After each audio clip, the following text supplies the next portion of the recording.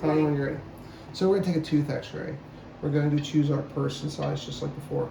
It's in the lower arch, the blue is in the bottom, and you can see the arch is in the lower. If I hit this button here on my lateral picture and choose the second option, this is your upper arch only. And we want to dictate lower or upper, never together. So if I'm in an upper or lower incisor position, the light here that we put in front of the bite stick groove, just like taking teeth, must be there. There's no other necessary positioning that has to occur. If I'm choosing canine on the screen as well, in the canine positions, either upper or lower, does not have any other necessary adjustments to achieve, right? When we are going to take a posterior x-ray, for example, and we're taking a lower x-ray and we get to premolar and molar, there are two different options for positioning.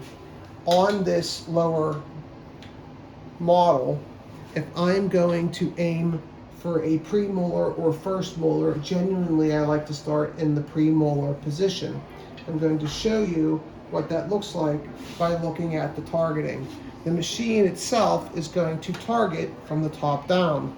This front line shows the machine in the middle of the volume looking forward. The line that will appear on the side of your face on my hand here is representing a line that shows the middle of the volume from the side. To understand that in retrospect, as looking at the patient in the bite stick, this front line, generally speaking, we would like to go down or towards the middle of the dentition, being in between the buccal and lingual cusps, but it doesn't have to be perfect. This sideline that will be on their cheek is approximately somewhere near the tooth we're aiming at. So depending on the tooth of interest, we start generally on premolar when we're trying to shoot premolars and first molars, knowing that it's going to take a sextant of data, so you shall not miss.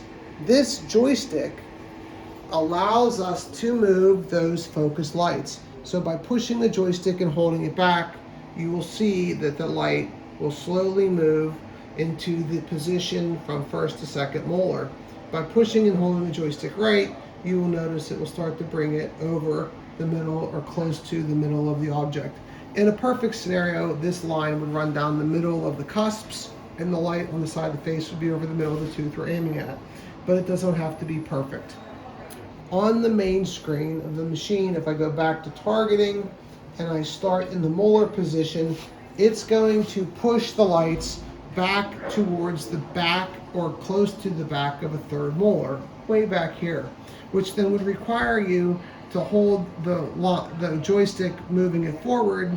If you were trying to aim, for example, on a first molar, you may have to work at moving the machine forward for an extended period of time until you get to a position that is viable to take the image.